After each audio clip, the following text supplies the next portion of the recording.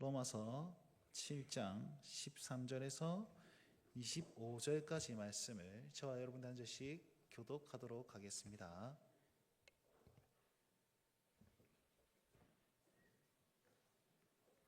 다 찾으신 줄 알고 제가 13절을 읽겠습니다. 그런즉 선한 것이 내게 사망이 되었느냐? 그럴 수 없느니라. 오직 죄가 죄로 드러나기 위하여 선한 그것으로 말미암아 나를 죽게 만들었으니 이는 계명으로 말미암아 죄로 심히 죄되게 하려 함이라.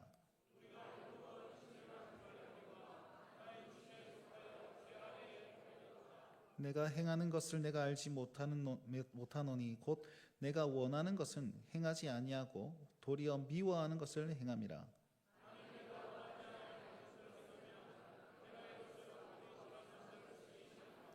이제는 그것을 행하는 자가 내가 아니요 내 속에 거하는 죄니라.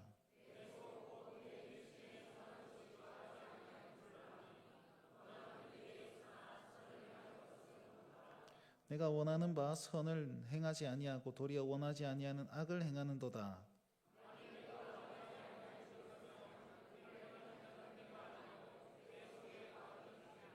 그러므로 내가 한 법을 깨달았노니 곧 선을 행하기 원하는 나에게 악이 함께 있는 것이로다. 내 지체 속에서 한 다른 법이 내 마음의 법과 싸워 내 지체 속에 있는 죄의 법으로 나를 사로잡는 것을 보는도다.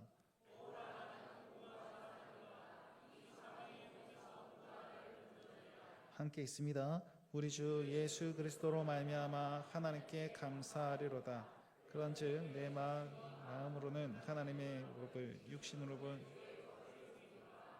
아멘. 이 거룩한 주일 예배 가운데 나오신 온 성도들 주의 이름으로 환영하고 주의 이름으로 축복합니다. 우리 시간 먼저 하나님께 영광의 박수 올려드립시다. 할렐루야. 주님 우리 예배를 받으시고 주의 영광을 취하시옵소서. 첫째도 예배, 둘째도 하나님께 영광, 셋째도 하나님께 영광이 되어야 합니다. 그러할 때에 하나님께서 우리에게 긍휼함을 베풀어 주실 줄 믿습니다. 아멘. 제가 지난주 어제 새벽부터 장염에 걸려가지고 아주 그냥 화장실을 들락날락하고 있습니다. 지금 좀 많이 괜찮아졌습니다만 어제 링거 투여하고 지금 한 이틀 금식하고 있는데요. 혹시나 설교 중에 이제 반응이 오면 어떻게 할까요? 혹시나 그러면 이상주 선생님 찬송가 한 장 딱 하면 제가 4절 끝나기 전에 오겠습니다. 근데 뭐 일부 예배 때 해보니까 괜찮더라고요. 일부 예배 때 주여 한번 하는데 신호가 빡 오던데 주여만 조심하면 될 것 같습니다. 네, 제가 20년 동안 교육자 생활하면서 주일날 설교를 못할 만큼 그렇게 아파 본 적이 없거든요. 오늘이 그날일까 싶기도 하고 그런데 주님께서 또 힘을 주셔서 이제 또 말씀을 전하는 힘을 주셨는데 조금 희발이 없죠, 그죠? 네, 좀 이해하시고 지금 속이 다 텅텅 비어서 그렇구나 이렇게 생각하시면서 조금 제가 오늘 차분하게 이렇게 설교를 하려고 합니다. 네, 그렇습니다. 자, 오늘 로마서 7장 말씀을 함께 볼 텐데 로마서 7장 13절부터 25절까지를 읽었지만 전반적인 내용을 좀 통틀어서 같이 말씀을 나누려고 합니다. 여러분 복습을 한번 해보면 1장부터 5장까지는 오직 믿음으로를 강조합니다. 처음에는 전적 타락하는 우리 모든 사람들 모든 사람이 죄를 범하였으며 하나님의 영광에 이르지 못하더니 라고 얘기하면서 모든 사람이 죄를 범하였습니다. 그럼 어찌하면 살 수 있습니까? 믿음으로만 살 수 있습니다. 율법으로는 안 됩니다. 내 힘으로는 안 됩니다. 오직 하나님의 은혜로만 가능합니다. 이것들을 쭉 얘기했단 말이죠. 근데 6장 가가지고 사도 바울이 조금 이상한 얘기를 합니다. 우리가 받아들이기 어려운 얘기를 하죠. 유대인들이 질문하는 겁니다. 오직 믿음으로 말미암아 구원을 받으면, 그럼 믿음으로 말미암아 받으면 선을 행할 필요가 없습니까? 이제 더 이상 죄 안 짓습니까? 이렇게 물어봤더니 사도 바울이 더 이상 죄 안 짓습니다라고 대답을 합니다. 그러니까 어안이 벙벙하죠. 지금 우리도 마찬가지로 난 죄 짓는데 이런 마음 들지 않겠습니까? 근데 사도 바울은 죄 지을 수 없습니다 이렇게 얘기를 하는 거죠. 이유가 뭡니까? 주와 함께 죽고 주와 함께 살았기 때문에, 내 죄가 주와 함께 죽었기 때문에 죄가 어떻게 죄를 짓습니까? 절대 죄를 지을 수가 없습니다. 이렇게 얘기를 하고, 또 은혜 아래 있는 사람들은 전부 다 하나님의 종되었기 때문에 하나님께 영향을 받고 주인 되신 하나님의 명령을 받기 때문에 그 영향력 아래 있기 때문에 우리는 죄 지을 수가 없습니다. 이렇게 얘기를 했다는 것입니다. 자, 그렇게 얘기하면 뭐합니까? 실제적으로 나는 죄를 짓고 있는데, 그렇죠? 거기에 대해서 현실적인 대답, 또 우리가 신앙생활을 하면서 이 딜레마에 쌓여 있는 거예요. 아, 나는 죄 지을 수 없는 존재로 만들어 주셨는데 나는 여전히 죄 짓고 있네 라고 생각하는 우리 삶에 이 로마서 7장이 답을 제시하고 있습니다. 또 이 답은 명확한 답이 아니라 8장의 클라이막스가 딱 주어지는데, 절정으로 이르는 그 단계에서 이것으로 말미암아 성도는 이렇게 살 수 있습니다 하면서 8장에 또 폭죽을 확 터뜨리고 있는 그런 맥락 가운데 있다는 사실을 좀 기억하시면서, 오늘 죄를 지을 수 없는 존재이지만 죄를 짓고 있는 우리 상황, 원함은 있지만 행함이 안 되는 우리 인생을 오늘 로마서 7장 말씀을 보면서 조금 살펴보았으면 좋겠습니다. 우리가 인생을 살다 보면요, 여러 가지 고난과 또 마음의 낙심이 있을 수도 있고, 또 우리 젊은 친구들은 또 이제 호르몬 이상 분비로 인해서 사춘 하면서 짜증나는 그런 인생 살아가고, 또 우리 조금 이제 노년에 접어드시는 분들은 이제 갱년 이러면서 호르몬 이상 분비로 인해서 갑자기 나는 그러기 싫은데 내 감정이 내 마음대로 컨트롤 안 될 때가 굉장히 많습니다. 여러분, 이거는 당연지사 우리가 인생 살아가는 동안에 당연히 있는 거죠. 사춘기를 지나면 갱년기가 오고, 갱년기가 오면 또 뭔 기가 옵니까? 하여튼 그게 오고 이렇게 산단 말이에요. 또 인생을 잘 살아보려고 노력을 하면 고난이 있고, 또 마음의 낙심이 있고, 또 나 때문에 아니라 가족 때문에, 이거는 여러 사람들 때문에, 이웃들 때문에 마음에 상처 있고 힘이 빠질 때가 있습니다. 여러분, 그럴 때는 우리 마음 가운데 기쁨이 확 넘치면서 긍정적인 에너지가 확 나타납니까? 아니요, 세상 부정적이거든요.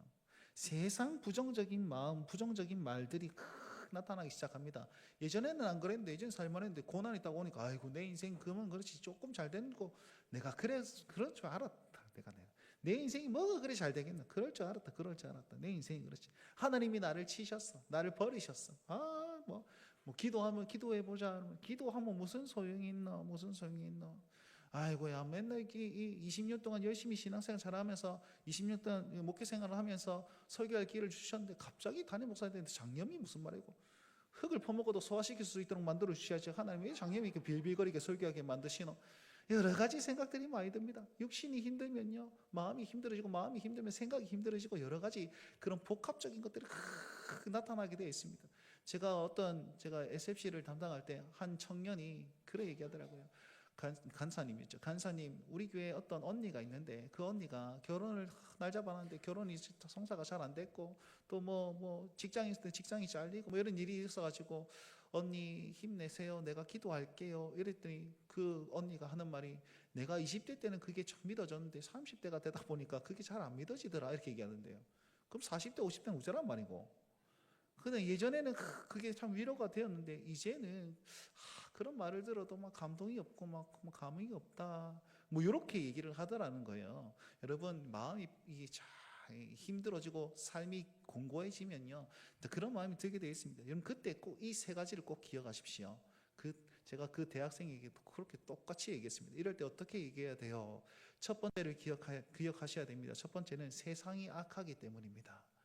두 번째 기억하십시오. 내가 약하기 때문이고, 세 번째 기억하십시오. 그러나 하나님은 언제나 선하십니다. 자, 여러분, 세상이 악하기 때문에 나를 계속 위협합니다. 계속 넘어뜨리러 갑니다. 계속 신앙을 무너뜨리려 하고 내 삶에 흰겸이 주어집니다. 여러분, 모든 고난들은 다 죄로 말미암아 나타나게 된 것이죠. 그리고 나서 이제 그럼 그 죄를 이기면서 살아가야 되는데, 물리치면서 살아가는데 내가 여전히 연약하고 여전히 약하기 때문에 계속 무너지게 되어 있는 거예요. 무너지게 되어 있으니까 내 약함을 인정하며 살아야 되는 겁니다. 그런데 더 중요한 것은, 그런데 악한 세상에 약한 내 모습을 발견하면 하나님의 선하심이 버버방 등장해야 되는데 그게 좀 안 되는 거죠. 그러니까 이거 꼭 기억하십시오. 하나님은 언제나 선하십니다예요. 여러분, 하나님은 선하십니다. 그렇죠, 하나님 선하신 걸 알죠. 그런데 요 수식어가 우리에게 문제가 되는 거예요. 뭐요? 언제나. 나는 힘들어 죽을 것 같고 내 인생 안 풀리는 것 같고 너무 힘든 것 같은데 언제나 선하시다니, 이게 어떻게 믿어라는 말입니까? 이게 어떻게 가능하단 말입니까? 여러분, 이게 우리 사이에서 갈팡질팡하게 만드는 그런 요소 중에 하나입니다. 그리고 믿음이 필요한 것들 중에 하나고요. 여러분, 이렇게 우리가 기억해야 될 건 이런 거예요. 그럼 내 눈에 펼쳐지는 이 환경은 어떻습니까? 내가 느끼는 이것은 무엇입니까? 예, 그것은 모두 다 죄 때문입니다. 죄 때문에. 오늘 본문 말씀해 보시면, 오늘 본문은 우리 읽지는 않았지만 그 앞절 보시면 10절 12절을 보시면 이렇게 나와 있습니다. 생명에 이르게 할 계명이 내게는 도리어 사망에 이르게 하는 것이 되었도다. 죄가 기회를 타서 계명으로 말미암아 나를 속이고 그것으로 나를 죽였는지라. 이렇게 얘기하고 있습니다. 여러분, 이거 보시면 뭐라고 하냐면, 하나님께서는요 모든 것을 선하게 창조하셨습니다. 모든 것을 아름답게 만드셨습니다. 그리고 그 아름다움을 유지하기 위해서 계속 선함을 나타내 보이고 있습니다. 하나님 계속 역사하신다는 증거죠. 그런데 그 중간에 뭐가 침투했다고요? 죄가 들어와가지고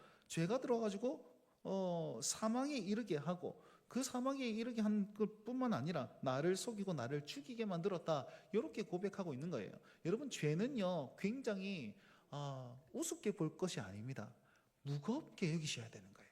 3살 버릇 80까지 간다라는 속담도 있고, 그렇죠. 자그마한 죄가 이만큼 큰 죄가 되는데, 그 죄가 얼마나 크고 무거우냐면 하나님의 선을 악으로 바꾸는 능력을 가지고 있다는 거예요.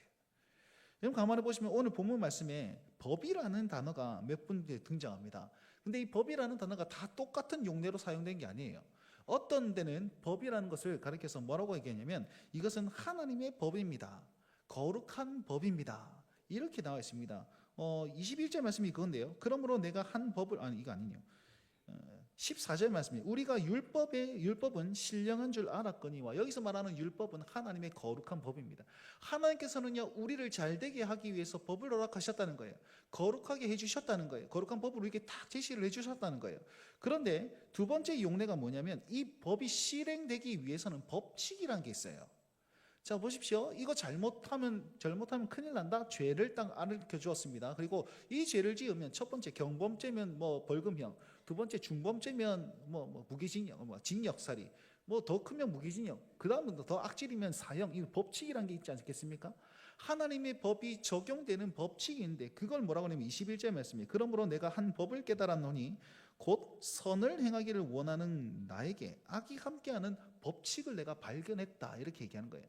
그리고 마지막 세 번째는 이제 세력이나 힘인데, 이건 23절 말씀이에요. 다른 법이 죄의 법으로 이렇게 되어 있는데, 이거는 힘과 세력, 이런 뜻입니다. 결국 무슨 말이냐면 이런 거죠. 하나님께서는 선한 법을 우리에게 짜자잔 주셨습니다. 예를 한번 들어봅시다. 우리가 신호등이 없으면 신호를 건널목을 잘 지킬까요? 안 지킬까요?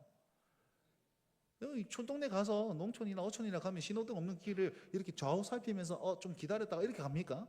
아니, 그냥 무조건 갑니다. 신호등이 빨간불이면 멈추고, 초록불이면 가고, 노란불이면 더 빨리 가고, 이런 거 있잖아요. 하여튼 그런 법이 있기 때문에 빨간불이니까 서야지, 이런 생각들이 주어지는 거예요. 율법이 뭐냐면, 하나님께서 법을 딱 허락하셔가지고, 자, 요 기준으로 이건 죄고 이건 선이야, 분별을 딱 해주셨단 말이에요. 죄를 판단할 수 있게 만들어 주신 것이 하나님의 율법입니다. 그러니까 선한 마음으로 너희 죄 짓지 마, 이건 죄야, 이걸 딱 알려주는데, 우리의 마음의 방향성과 경향성이 계속 이어가는 거예요. 이게 죄구나. 아하, 근데 이거 너무 좁네. 이 죄구나. 그럼 일로 가야 되는데, 죄구나. 이거 너무 짜릿한데. 야, 이거 좋구나. 이렇게 사용하면 진짜 행복하겠구나. 계속 일로 치우치는 거예요. 일로 치우는 거예요. 법칙을 적용할 때 이 삐딱함이 적용되는 거예요. 나에게 삐딱하니 계속 죄를 향했더니 이 죄의 세력과 힘이 너무 막강한 나머지 우리를 사망으로까지 끌어당기더라. 이렇게 얘기하고 있는 거예요. 이 말이 이해가 되십니까? 오늘 이 본문 말씀의 법이라는 이 세 가지 용례를 통해서 하나님께서 우리의 인생을 자자자 보여주고 계시는 겁니다. 하나님은 선하게 창조하시고 선하게 인도하고 내 자녀를 선하게 인도하기 위해서 율법이라는 것으로 가르쳐 줬는데, 우리의 죄가, 우리의 경향성이, 우리의 그런 어떤 방향성이 일로 치우치더라는 거예요. 여러분, 그러니까 우리는요 죄를 안 지을 수 있는 존재가 되었음에도 불구하고 이게 치우치는 계속 죄를 짓게 되는 겁니다. 여러분, 우리가 예수님을 안 믿는 사람과 예수님 믿는 사람의 공통점은 뭐냐면 모두가 죄인이라는 사실입니다. 모두가 죄를 짓는다는 사실이에요. 차이점이 뭔지 아세요? 저기는 그냥 아무 생각 없이 죄를 짓고 있고, 우리는요 찝찝하게 죄 짓습니다. 내가 이러면 안 되는데 그런데도 불구하고 죄를 짓고 있고, 아이고 내가 또 망했네, 또 회개해야 되는데 이러면 안 돼, 내 좀 잘 살아보겠다, 그럼 또 죄 짓고 있고, 그럼 또 찝찝하게 교회에 와가지고 아버지, 또 다음 주에 또 찝찝하게 와서 또 아버지 할 거예요. 그죠? 그런데 있잖아요, 요 찝찝하게가 하나님의 은혜라는 것입니다. 하나님의 기회예요. 우리가 이쪽으로 계속 하는데 찝찝한 마음이 있으니까 일로 가면 안 되겠구나, 자각을 주고 일로 가게 되는 거죠. 그러니까 우리는요, 제일 먼저 뭐냐면 이 악한 세상을 인정하셔야 돼요. 우리는 이 악한 세상에 계속 일로 나아가게 되어 있구나, 내 마음이 삐딱해가지고 절로 계속 가게 되어 있구나. 그러니까 여기에서 우리는 정신 똑바로 차야 돼요. 하나님의 선하심으로 우리 인도하신다는 사실을 꼭 기억하셔야 되는 거예요. 보십시오, 하나님께서는 성이라는 것을 굉장히 우리에게 아름다운 것으로 주었습니다. 남자와 여자가 한 몸이 되어서 가정을 이루는 것 굉장히 아름다운 것이고, 거기서 태의 열매를 주신다는 것은 하나님의 복으로 말씀하셨습니다. 그런데 이 아름다운 것을 음란함으로 만들어버리는 게 죄고요, 이 아름다운 것을 남자와 여자와 여자가 동성애를 하는 그런 어떤 모습으로 나타내는 게 그게 죄입니다. 그리고 이 죄가 얼마나 영향력이 있는지 나라 국가 전체를 이루어가지고 일로 계속 치우쳐가고 있지 않습니까?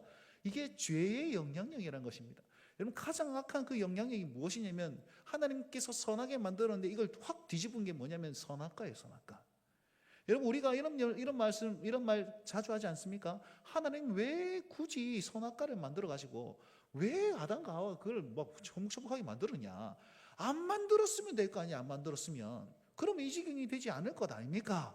라고 얘기하는 경향이 조금 있습니다. 여러분 보십시오, 선악과 하나님께서는요 선한 일을 위해서 만들었습니다. 왜냐하면, 자, 제가 설명을 드릴게요. 선악과를 먹었는데 그 선악과를 먹었을 때 죄가 이렇게 확 들어가고 막 식도가 타들어가고 위가 막 시커매지고 막 여기 똥이 차가지고 막 벅 터져가지고 그렇게 죽음에 이르는 그런 열매입니까? 그거 아니라, 왜냐하면 그런 악한 열매를 만들었으면 하나님께서 딱 보시고 보시기에 좋았더라, 아이고 흠이 좀 있더라, 이렇게 얘기했어야 돼요.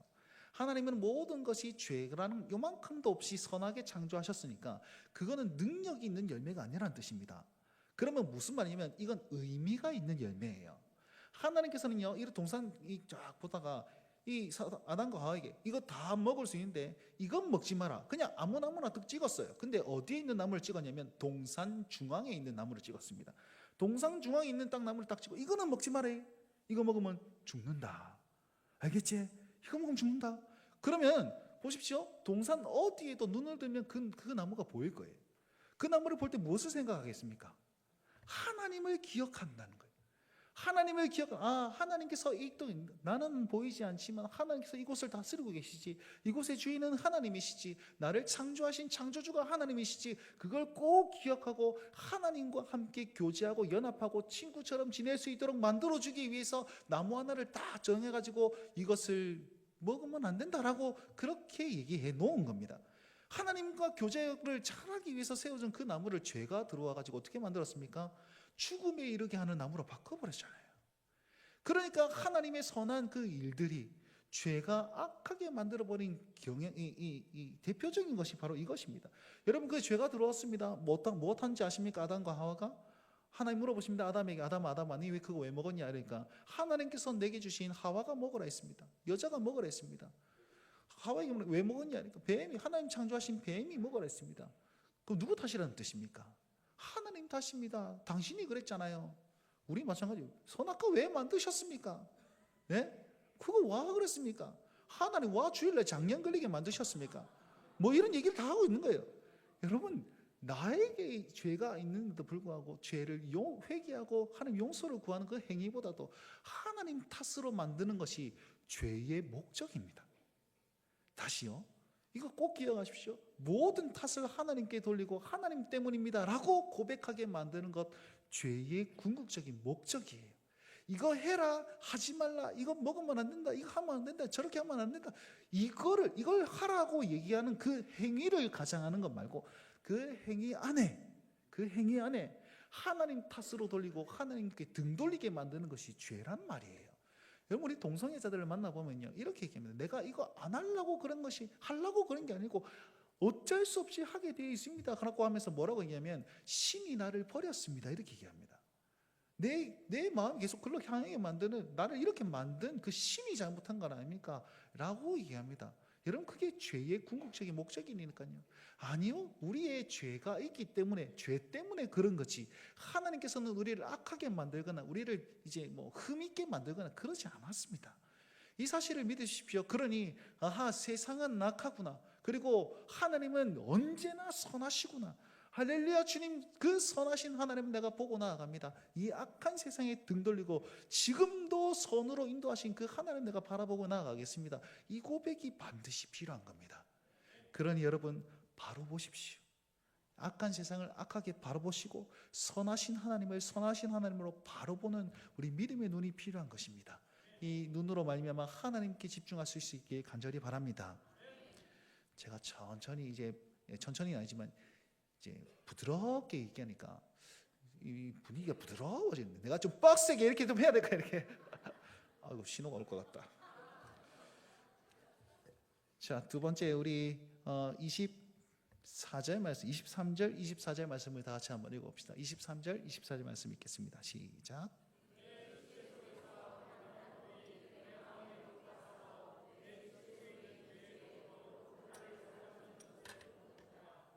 오라, 나는 곤고한 사람이로다.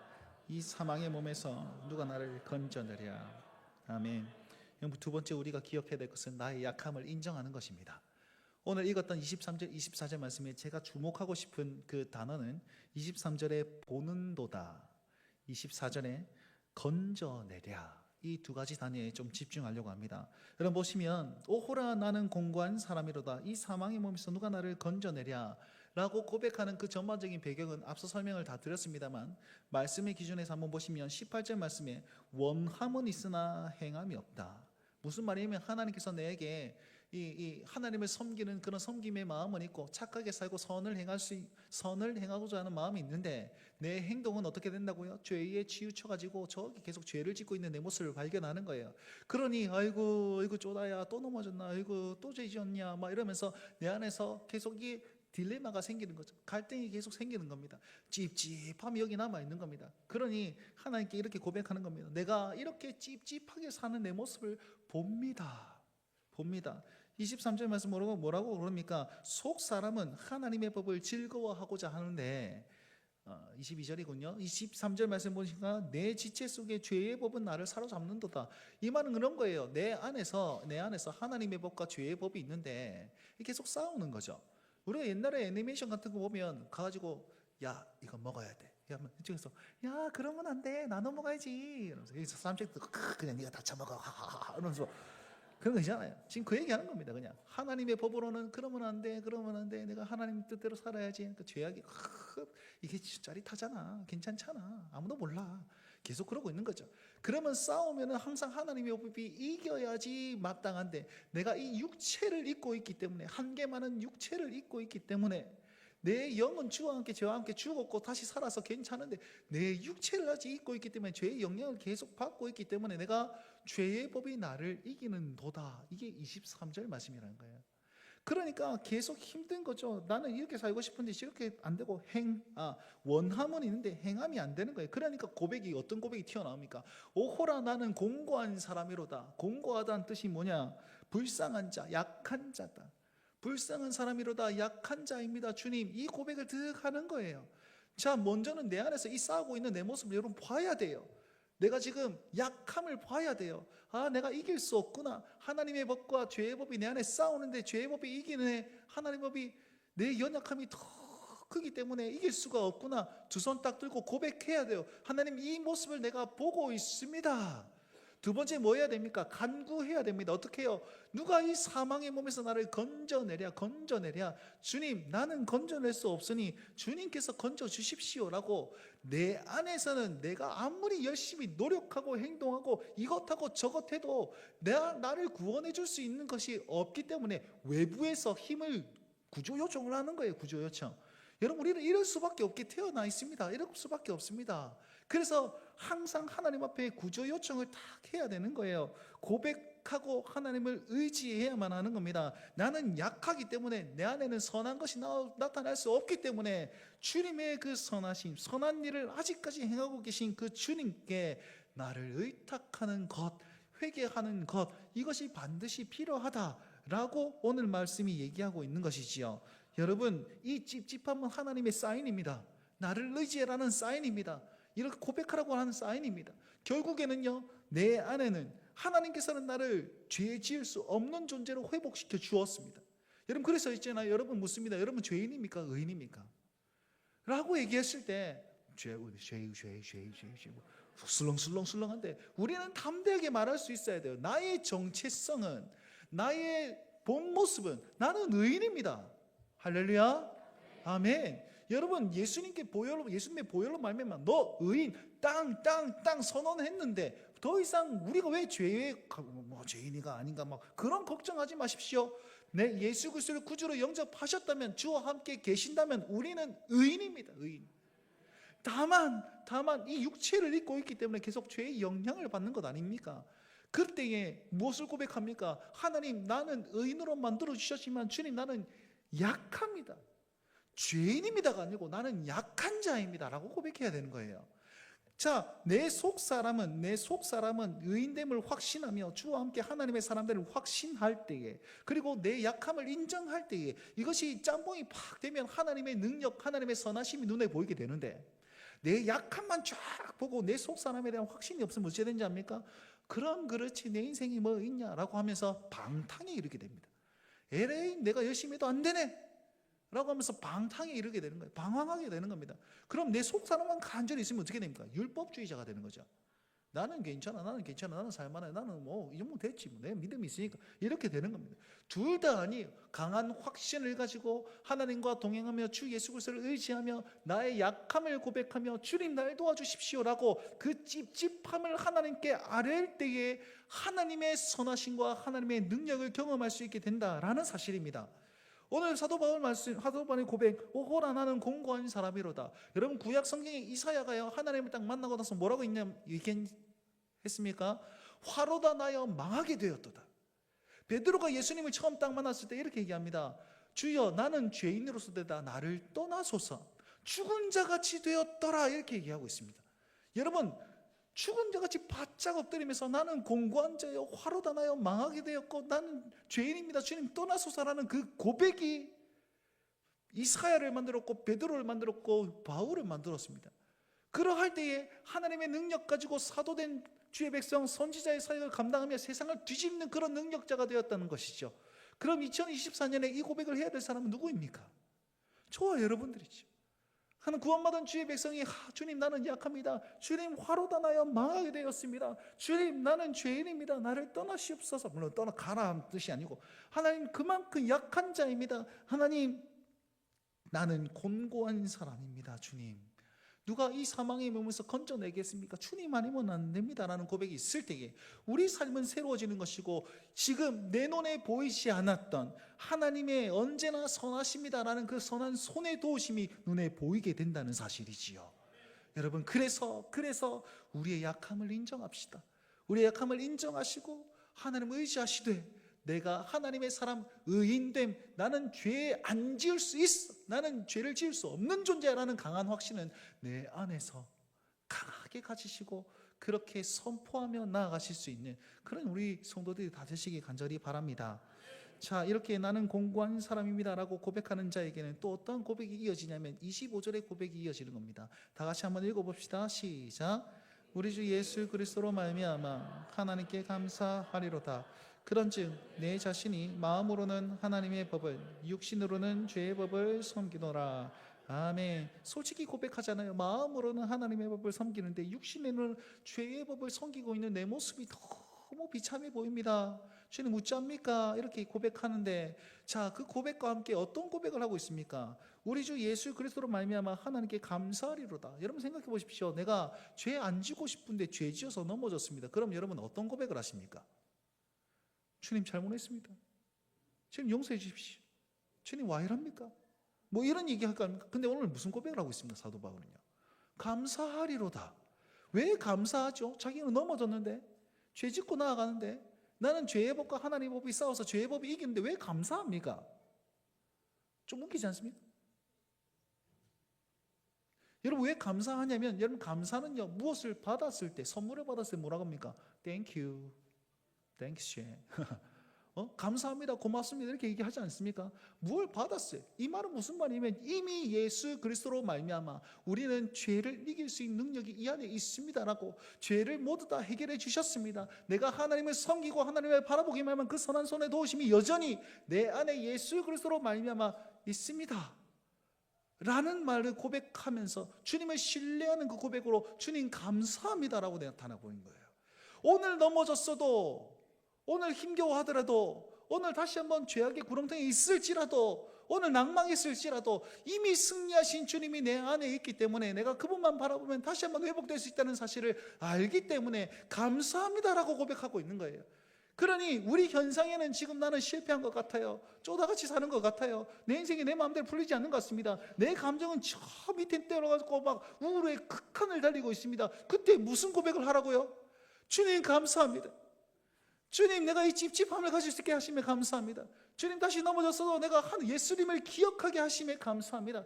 그 고백을 하는 순간 내 안에 예수 그리스도께서 나를 아버지를 바라볼 수 있는 그 선한 일을 행하시는 그 아버지를 보여줄 수 있는 그 일들이 일어나게 된다는 사실이지요. 그래서 있잖아요, 박영선 목사님이라는 분이 오늘 이 본문 말씀을 가지고 설교의 제목을 이렇게 만들어 놨습니다. 뭐라고 하냐면 내가 실패해도 복음의 영광은 계속됩니다. 이게 설교 제목이에요. 뺏겨 먹으려다가 내가 양심의 가책이 있었나 뺏겨 먹지 않았습니다. 여러분 이것이죠. 나는 실패하고 나는 약하고 세상은 악하여서 뒤통수 맞고 앉아있을지라도 여전히 선하신 하나님께서는 나를 인도하시고 내 안에 예수 그리스도로 말미암아 다시 한번 회복시키시고 다시 한번 감사의 고백으로 주님께 돌아오게 만들어 주심으로 말미암아 하나님의 선하심을 깨닫게 만들고 내가 아직도, 내가 지금도, 내가 여전히 여기에서 너와 함께 이 선한 일을 이끌어 나가고 있어, 사랑한다 내 아들아, 사랑한다 내 딸아라고 말씀해 주시는 그 말씀을 깨달을 수 있다라는 사실입니다. 결국은 무엇인지 아십니까? 우리가 하나님께 감사한다는 사실은 저 악한 세상을 바라보면서 주님, 세상이 악하네요, 저기 휩쓸리지 않게 도와주십시오. 하나님을 바라보게 되고 약한 내 모습을 발견하면서 오호라 나는 공고한 사람이로다, 주님 나를 구원하시고 주님 나를 도우소서라고 하나님을 바라보게 하게 되는 거예요. 악한 세상, 약한 내 모습으로 말미암아 선하신 하나님, 강하신 하나님을 볼 수 있는 힘을 하나님께서는 예수 그리스도로 말미암아 우리에게 주셨다라는 것입니다. 이미 주셨다라고 말씀하고 있는 겁니다. 그러니 우리는 고백하기만 하면 돼요. 감사합니다 주님, 찬양합니다 주님, 나와 함께 하십시오 주님, 내가 다시 일어나겠습니다 주님, 나는 의인입니다. 나는 주님 앞에 의인입니다. 죄를 이길 수 있는 자입니다. 죄를 피할 수 있는 자입니다. 주님, 나에게 감사의 마음을 가지고 나아가오니 주님, 이번 한 주 살아가는 동안, 오늘 하루 살아가는 동안 내가 이기며 나아가게 하여 주시옵소서. 그렇게 고백할 수 있는 힘이 여기에 있다라는 사실이죠. 사랑하는 성도 여러분, 악한 세상 바로 바라보며 약한 나의 마음, 약한 나의 인생 인정하고 하나님을 의지하고 신뢰하며 감사하며 나아가실 수 있는, 그러므로 말미암아 주님과 함께 동행함으로 승리하실 수 있는 온 성도들이 되시길 주의 이름으로 축원드립니다. 아멘.